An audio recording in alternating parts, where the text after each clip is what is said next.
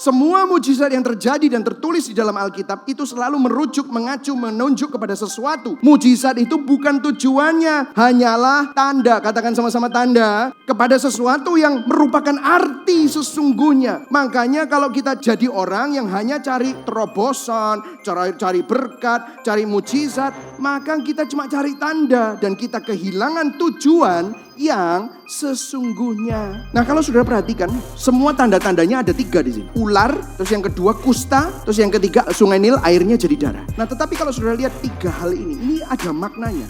Kenapa kok tongkat itu jadi ular dan kenapa kok Tuhan pilih tangannya Musa dimasukkan baju keluar jadi kusta? Saudara tahu ini semua tanda. Ular berbicara tentang apa? Kekuasaan. Kusta berbicara tentang apa? Kesehatan. Sungai Nil berbicara tentang apa? Kekayaan. Bukankah ini yang dicari manusia? Kekuasaan, kesehatan, dan kekayaan. Hidup saudara mau naruh iman kepada siapa? Kekuasaan? Mau naruh iman kepada pemerintahan? Tuhan lebih berdaulat daripada pemerintah manapun di dunia ini. Saudara mau naruh iman sama siapa? Dokter? Sama kesehatanmu? Lihat ini yang terjadi dengan coronavirus. Tuhan berdaulat atas kesehatan kita. Dia adalah dokter di atas segala dokter. Yang setuju katakan amin. Saudara mau menaruh kepada iman, kepada kekayaan? Tuhan berdaulat atas kekayaan dunia ini karena Dia menciptakan dunia ini. Dialah sang pencipta.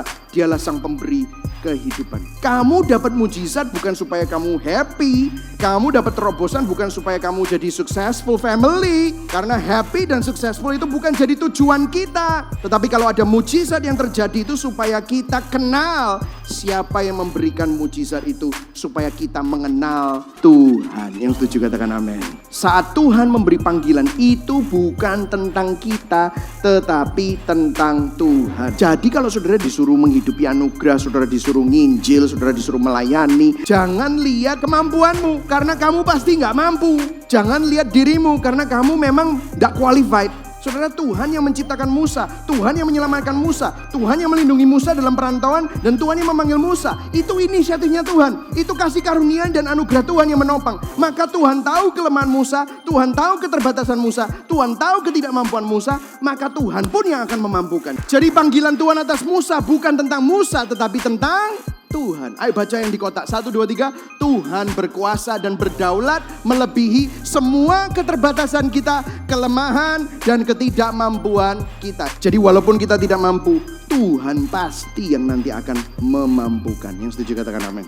Saudara masih ingat bahwa awalnya Tuhan menciptakan langit dan bumi, semua itu baik. Tapi karena dosa ada the fall. Katakan sama-sama, the fall. Apa yang terjadi? Kejadian 3 sampai kejadian 11. Dosa membuat manusia tambah lama tambah jahat. Tapi puji Tuhan ada rencana redemption. Katakan sama-sama, redemption. Ada penebusan Allah. Mulainya di mana? Kejadian 12. Abraham, Ishak dan Yakub. Janji Tuhan bilangnya gini, aku akan memberkati engkau, keturunanmu akan seperti bintang di langit, keturunanmu akan seperti pasir di pinggir laut, dan aku akan memberkati keturunanmu. Dan olehmu seluruh kaum di muka bumi akan diberkati. Israel yang merupakan anaknya Abraham, Ishak dan Yakub. Yakub akhirnya namanya dirubah jadi Israel. Yang ada di kitab Keluaran. Itu adalah anaknya Tuhan. Anaknya Tuhan dibilang dibelenggu, diperbudak oleh Mesir. Dan dibilang lepasin. Kalau enggak, anakmu yang sulung Mesir akan mati. Son for a son.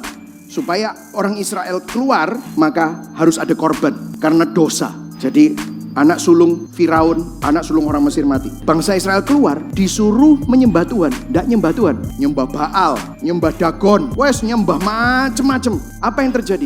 Bangsa Israel gagal. Tapi puji Tuhan, kita punya Tuhan yang berdaulat.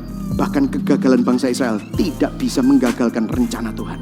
Apa yang Musa yang merupakan gambaran penyelamat bangsa Israel gagal lakukan, Yesus Kristus pribadi kedua Allah Tritunggal Sang Penyelamat menyelesaikannya secara sempurna. Saudara, kalau saudara lihat cerita ini semua, cerita ini sebenarnya bukan tentang Musa. Cerita ini juga bukan tentang bangsa Israel. Tapi cerita ini tentang kesetiaan Tuhan. Kalau Tuhan setia sama Musa, sama bangsa Israel, Tuhan juga setia sama saudara dan saya. Segala sesuatu itu tentang Tuhan dan menunjuk kepada Tuhan. Maukah saudara percaya kepada Dia? Hiduplah untuk kemuliaannya. Ini 3000 tahun yang lalu terjadi. Dan sampai sekarang Tuhan yang sama tetap setia sama Anda. Mari sama-sama kita bangkit berdiri.